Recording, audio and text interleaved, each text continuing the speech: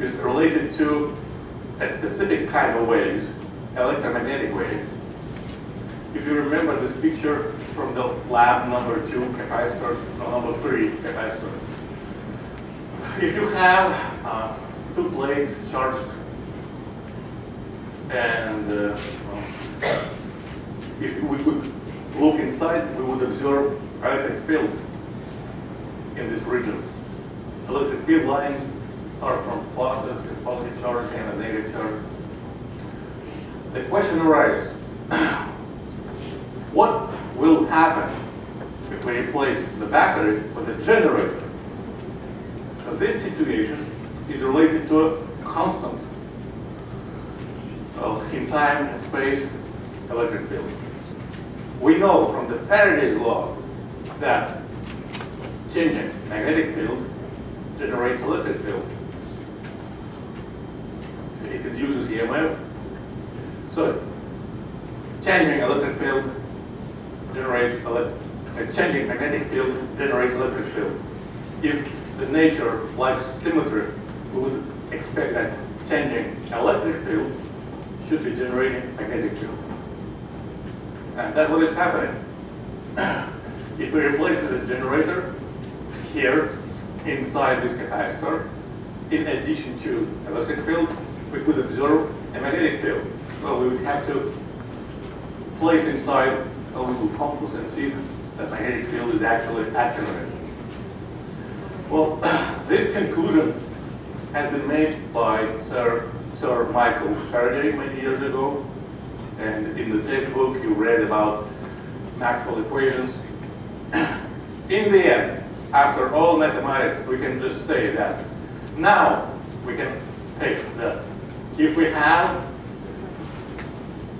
a changing electric field generated by any means, we should observe changing magnetic field in that particular region. However, we know by the Faraday's law, changing magnetic field should generate changing electric field, and changing electric field should generate changing magnetic field, and magnetic field electric, and electric generates magnetic, and magnetic generates electric, and I can go for 5 more minutes like that. You should understand that in that situation, what we observe is a wave traveling away from the source. The source could be any charge moving back and forth. As long as charge has any acceleration, it generates electromagnetic wave around it. If we have one charge electromagnetic wave, of course it's very, very weak. But if we can take aluminum rod and we can apply alternating voltage, so we could generate a current, alternating current inside. Those moving charges would generate this electromagnetic wave, which would be traveling away. A rod like that we would call, how would we call it? Antenna. Yeah. And a device like that we would call, for example, a radio transmitter. And of course, we would need to devise some devices which could detect this electromagnetic wave. And one of these devices could look like that. Another aluminum or steel rod. What is happening? Well, electric field, when encounters charges, exerts a force, Coulomb's force. So this particular electric field makes electrons moving back and forth, back and forth. So it generates a current in this antenna. And we can measure that current, we can amplify that current, and we can transmit the signal. So we can use one antenna to generate the wave, and we can use another antenna to detect the wave. And that's how a radio works, or any cell phones, or TV, you know. But now we know electromagnetic wave has 2 parts. We can't generate electric field only. It's impossible, because changing electric field always generates magnetic field. And magnetic field, when it changes, always generates electric field. So electromagnetic wave always has two parts. However, we can detect those parts independently. So we can use rods to detect the presence of electric field. Or we can use loops to detect the presence of the magnetic field. Because now, when magnetic field in the loop changes, it induces EMF, it induces a current in this loop.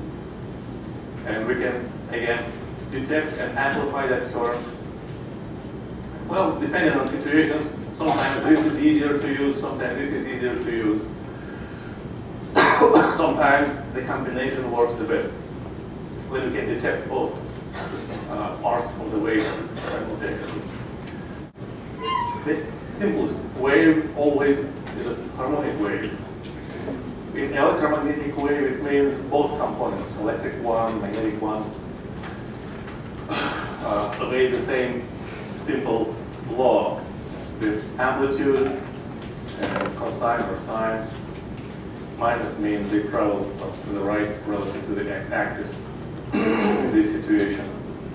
Well, here in this picture, you can see only the electric component and the magnetic component in a simple plane harmonic wave is always perpendicular to the electric one. So if you are very far away from a source of a wave, this is how it normally looks like. What we know is that in the vacuum, all electromagnetic waves, no matter what frequency or wavelength they have, travel with the same speed. And we call it speed of light. And it's about, it equals about 3.00, well, it's actually 2.99 closer times 10 to the 8 meters per second. And it's related to the well-known constant that we've used before, like this.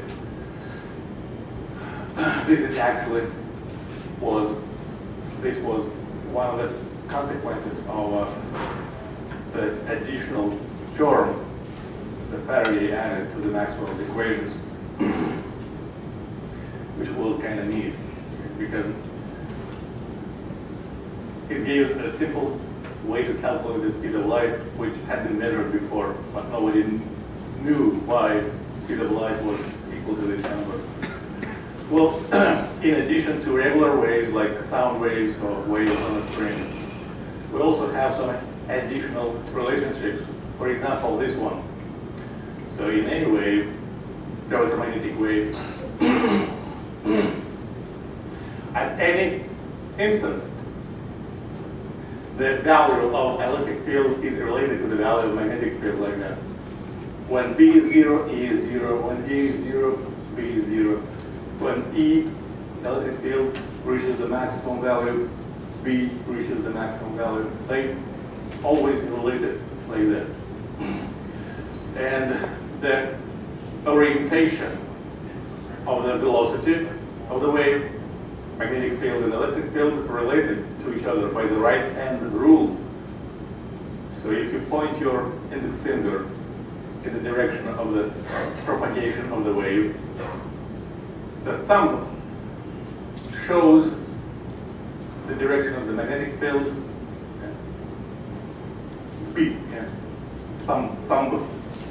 And three fingers show you the direction of the electric field. And if electric field changes its orientation, of course magnetic field changes its orientation. And well, they're always related like that.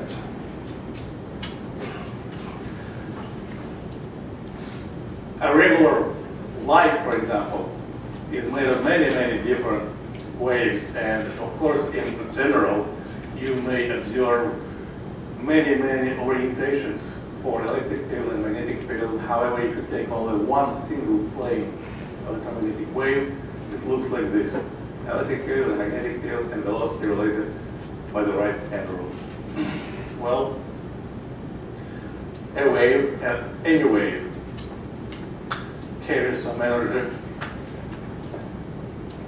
Electromagnetic waves also are very useful. We can use the energy provided by electromagnetic waves. This is just one of the examples. And doesn't matter what kind of a wave we're talking about, sound wave, electromagnetic wave, as long as we deal with a point source, energy is getting traveling away uniformly in all directions. So for the light waves, radio waves, any kind of electromagnetic waves generated by a point source like a bulb, not like a laser, like a bulb or a star, we can use the same expression we used to use for a sound wave. The intensity, which is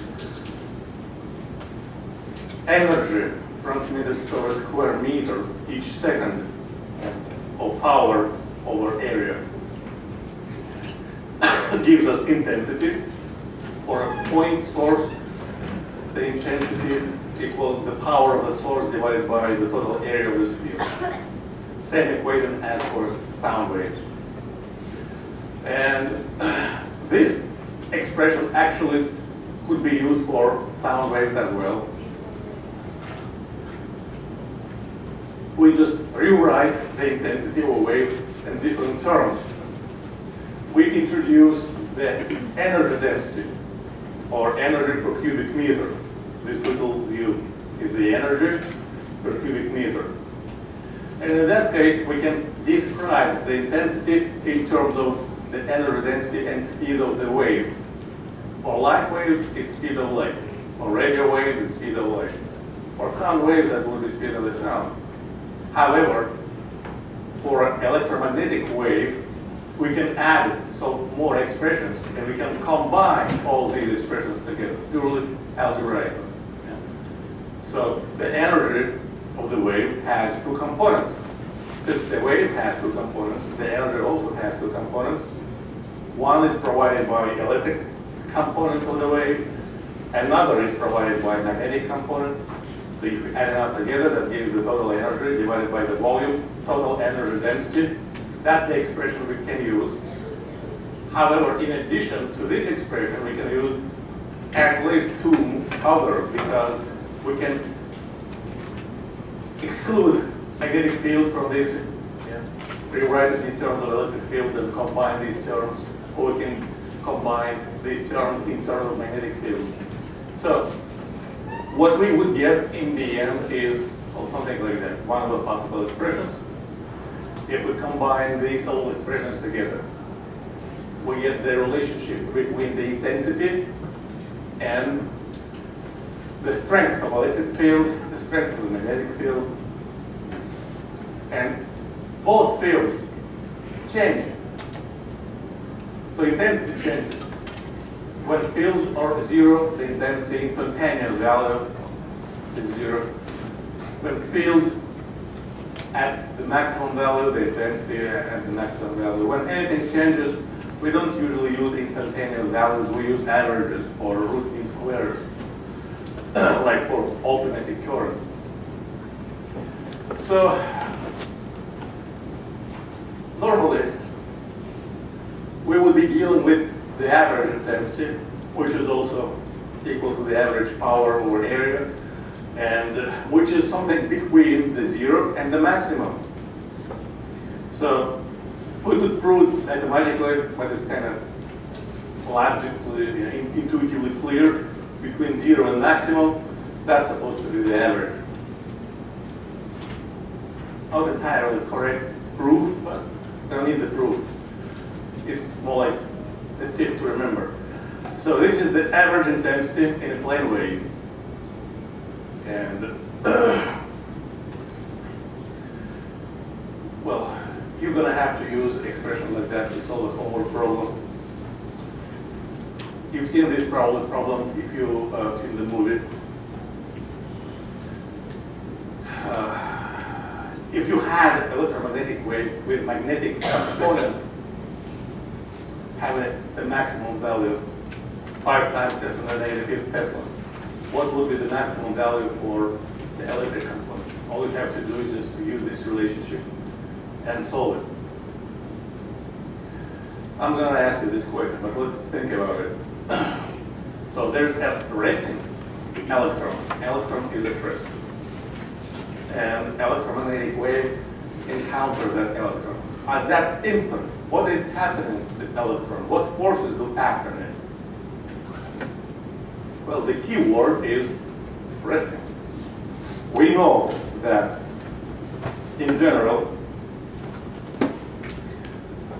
we can calculate the Coulomb's force acting on any charge from electric field. And also we can calculate the magnetic force acting on the moving charge from magnetic field. So at that instant, when the electron is at rest, yes, the speed is 0. The only electric field is acting on that charge. But of course, since the force is not 0 anymore, there is acceleration, so it starts moving from rest, and in a fraction of a second, the speed is not 0 anymore, and both forces do act on that electron. We just need to see the difference between now and a little bit longer after. Well,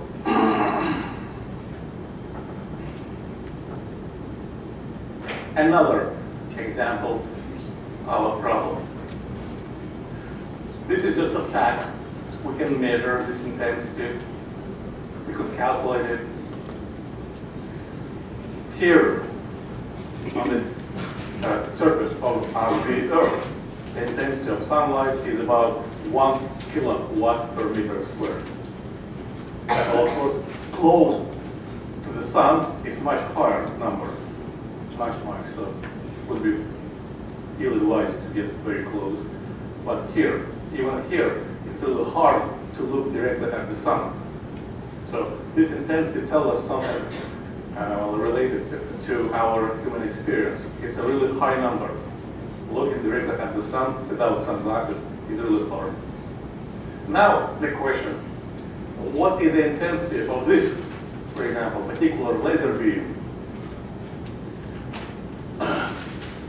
The power of this device is really low. We just use a couple 1.5 volt batteries. So the power is milliwatts. So we can measure the diameter. It's about 2 millimeters, of the radius is about 1 millimeter. And we want to calculate the intensity here at this point. All we have to do is use the definition of intensity. Intensity is power over area. The area of this circle is pi r squared, but r is the radius of this green dot. And the calculation gives actually a really high number, very close to the intensity of the light. What does it tell us? It tells us don't look directly at the laser beam. It might hurt. And you're going to do a lab in the end of this time when you're going to be using, well, not green, red laser. So keep it in mind. Never look directly at the laser. Now we can use this number to answer some other questions. For example, in this calculation, we are looking for the strength of the magnetic field, the strength of the electric field. Again, it's a pure algebra. We just have to rearrange these variables to solve them for example, for magnetic field. Yeah. This is a known number, this is a known number, this is the intensity we just get calculated. And if we know this, we could calculate electric field or vice versa. One more problem. Well, how close do you have to be to a regular 100 watt bulb with the efficiency of 5% to observe the light of the same intensity as provided by a laser pointer?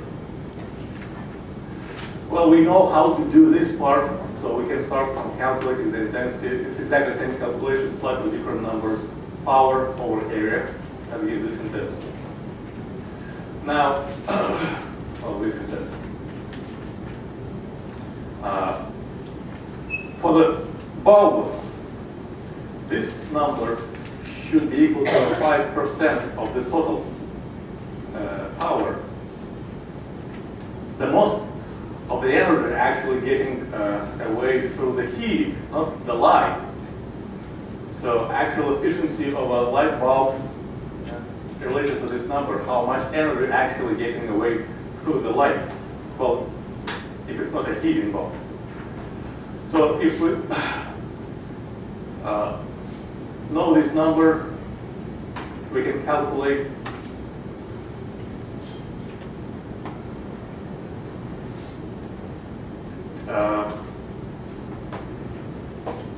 how close are we supposed to be to the bulb. This is the radius of that sphere, and turns out it's about several centimeters. So if you bring your eye very, very close to the bulb, in that case, again, you know from your experience, if you haven't done it, don't do it, you would experience really bright light, and that would hurt your retina. As any wave, electromagnetic wave, also transmits some momentum. And if a wave encounters a surface, it bounces back. Well, not always. Technically, we have two extreme situations. Situation number one, we have a really, really shiny mirror. In that case, it doesn't absorb anything, so electromagnetic wave gets reflected completely. 100% of the wave is getting reflected. Another extreme situation is this. Why is it black? Because it doesn't reflect anything. It absorbs everything. It's a perfect absorber. Why is it green? What do you think? It absorbs everything but green. That's it. So that's why green gets reflected and eventually reaches our eyes.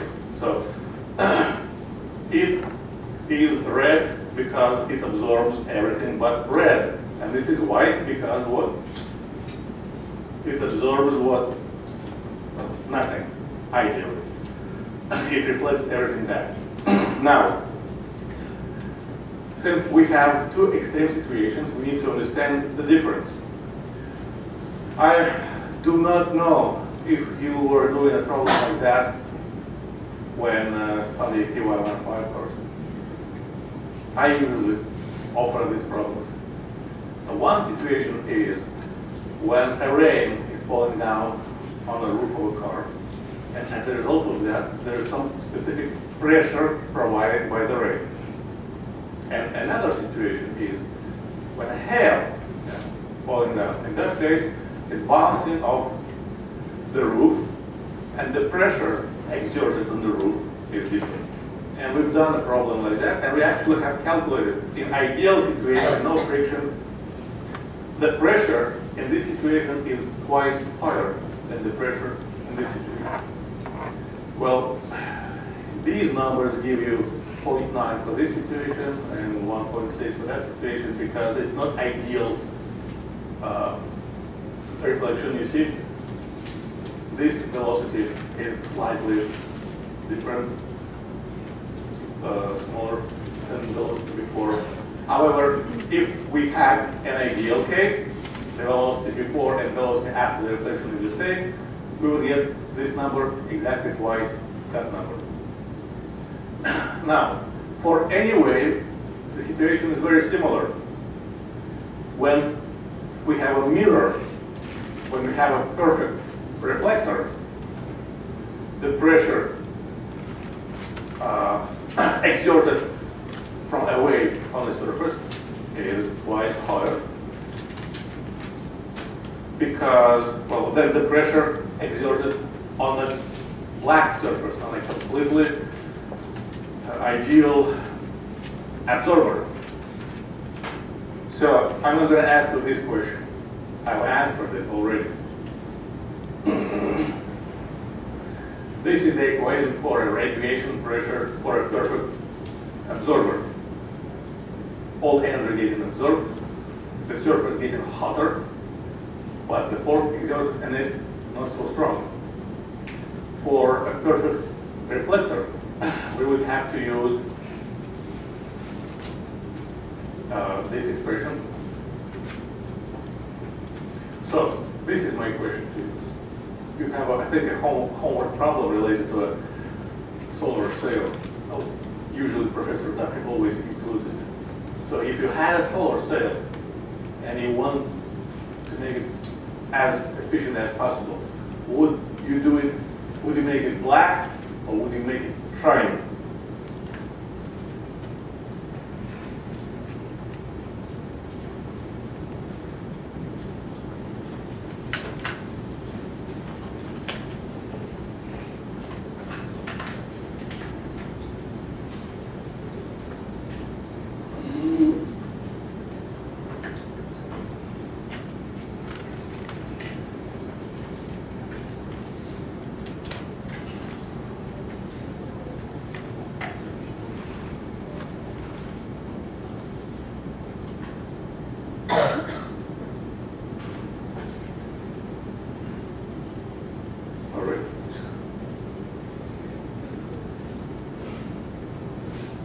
I would expect this kind of question should get a 100% correct answer. But I was wrong. So,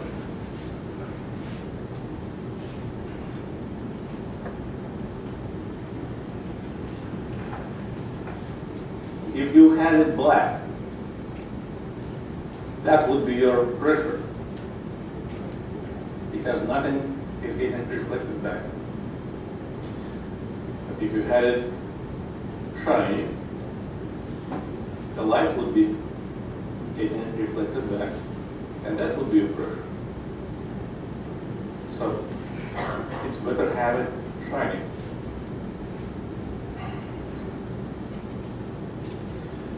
And let's do one more problem on radiation pressure. Then we start a new topic, polarization. This is just an example, similar to one of other science problems, I think. So here what we have is a spacecraft attached to a relatively large solar sail, and at specific distance, the intensity of the light is about 1500 watts per meter squared. If we assume that 100% of the light reflects back, which means it's a shiny sail, it's not a perfect absorber, it's a perfect reflector. In that case, if you want to calculate the pressure, you just have to use this particular expression. What's the difference between a perfect absorber and perfect reflector? This number. For the perfect absorber, it's just intensity divided by speed of light. For a perfect reflector, we have to double this because the momentum is doubled. And if you plug the numbers in, well, we get the result. The force is going to be around 0.1 newtons. And, well, at that particular distance from the sun, it's going to be attracted to the sun because of the force of gravity. So this force is not going to be strong enough yet to move this spacecraft away from the sun. Well, we need either a larger, much larger solar sail or larger distance when distance is a little bit more larger. At that point, well, if we play with sizes and distances, we could figure out the net force strong enough to propel this spacecraft away. And if you're a fan of science fiction, like about 30 years ago, plenty of science fictions were related to this kind of spacecraft. Not anymore. Not very efficient.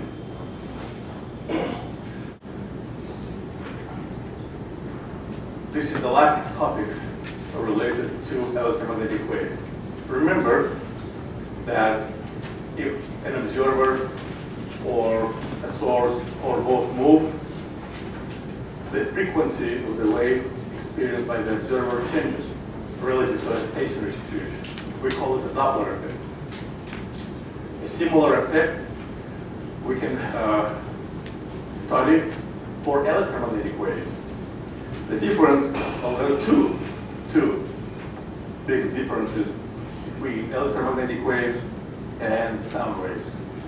First of all, electromagnetic wave doesn't require any medium. So in a Doppler effect, you always have to analyze what is happening to the source, to the observer, and to the sound relative to the ground.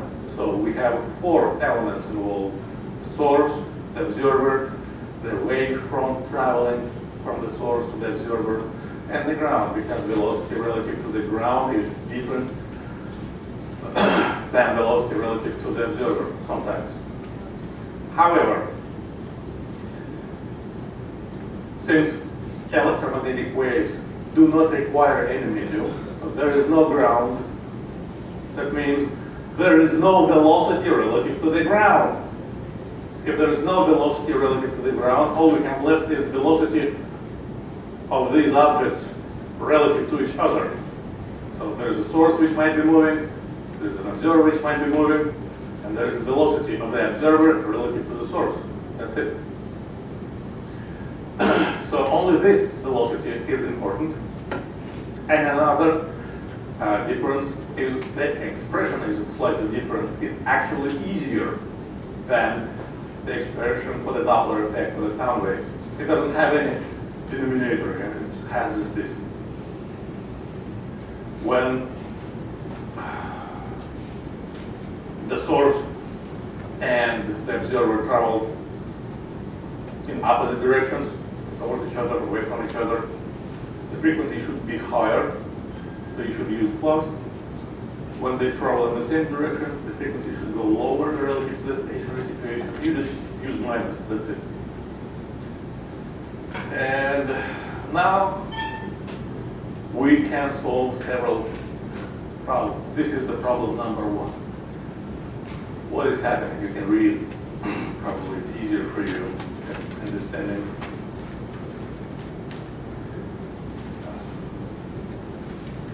How I read it. The police car is on the ground and it's at rest.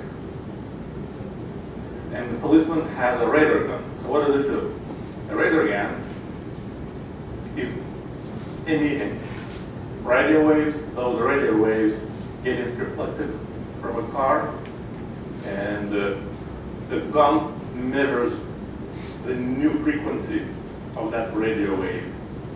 So the gun, not policeman, but the gun can compare those two frequencies, and from the measuring the difference, the gun calculates the speed of, well, the moving car relative to the gun.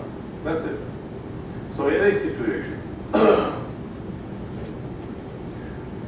well, we know the frequency, this is the frequency, and we know the difference. And it's much easier to use the difference. Where is the difference? This is the difference. Than actual frequencies.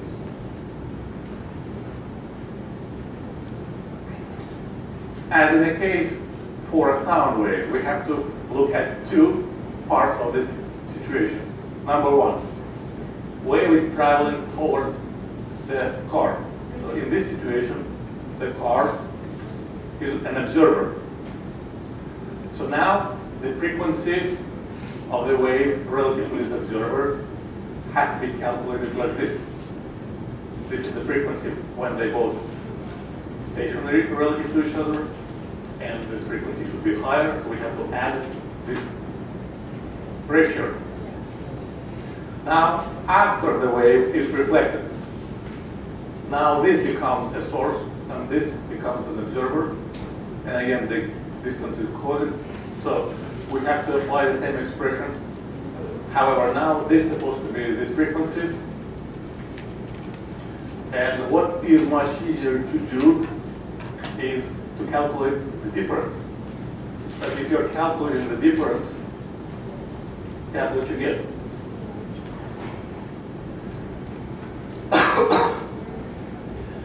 The difference is a known number.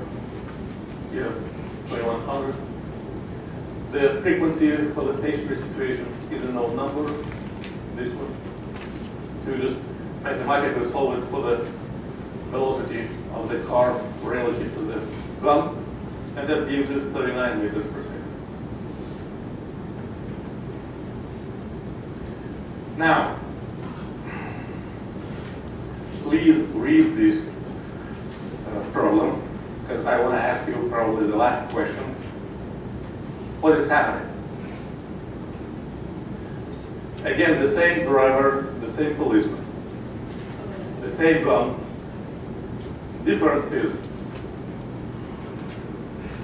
the police car now is also moving towards the red car. So then my question is, in this situation, what's going to happen to the velocity of this red car relative to the policeman? So you have basically three possible answers. Let me lay it down. Number one, the velocity of the red car relative to the policeman goes up. Oh. That's the next question. No, forget about it. Let's scratch it up. I want to first ask about frequency. No, velocity. Let's scratch that. The velocity, yeah. Relative velocity. That's what I want to ask you about. Relative velocity of this car from the point of view of the policeman in the car. So you have three options. The velocity is higher than in the problem before. The velocity is the same, and the velocity is lower. Relative velocity of this car from the point of view of this car. Okay, so make your mind, choose your answer. 1, 2, or 3.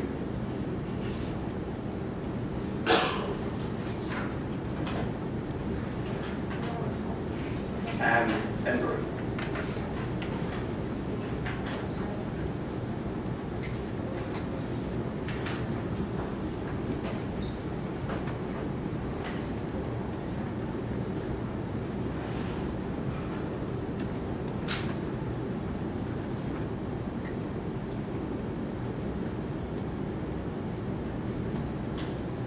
Do you want another apple?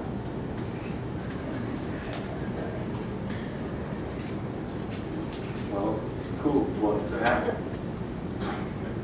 I have more.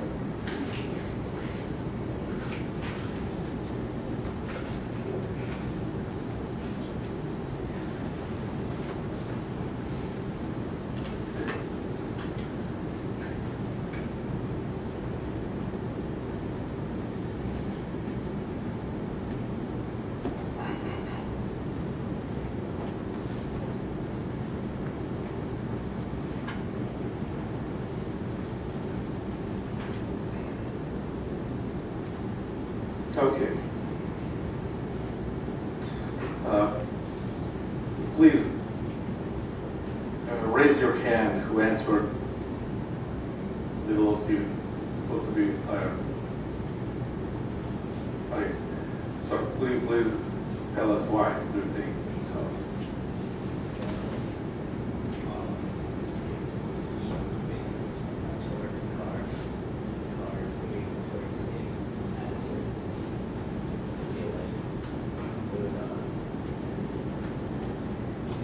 If we read the problem, we don't know if the speed of the car, red car, is actually the same as in the previous problem. we don't have that information.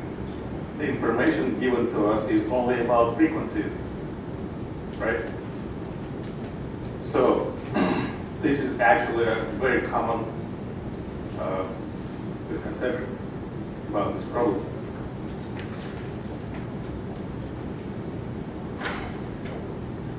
So what you know is that the radar gun emits a wave with a certain frequency which is the same as it was before. And that radar gun detects the wave with the same frequency as it was before. Numbers are the same, 210 for the change in the frequency and 8 times 10 to the 8 for the frequency of the stationary gun. So, and the calculation is supposed to be the same. We just have to apply this expression for the wave traveling in one direction, the same expression for the wave traveling in opposite direction. So same number, same calculation, that gives us the same relative velocity.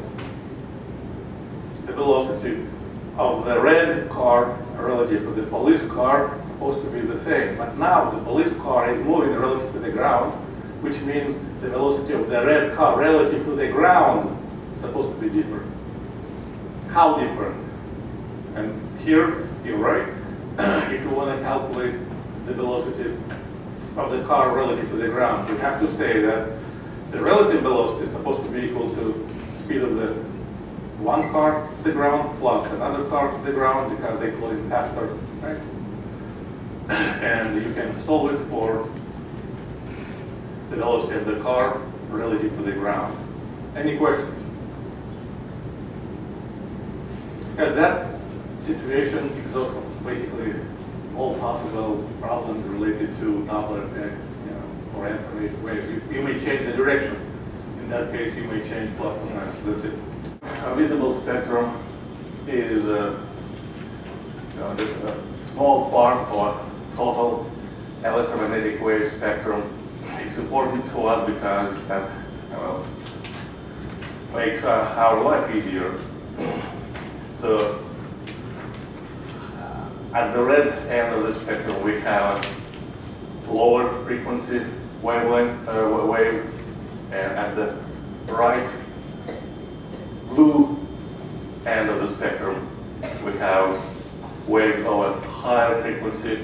And if we collect data and calculate the wavelength, it's easy to see that for the red color, the wavelength is going to be longer, and for the violet, it's going to be shorter. So in the spectrum, when we move from a lower frequency into the region of higher frequencies, of course, the wavelength decreases from very long wavelengths to very short ones.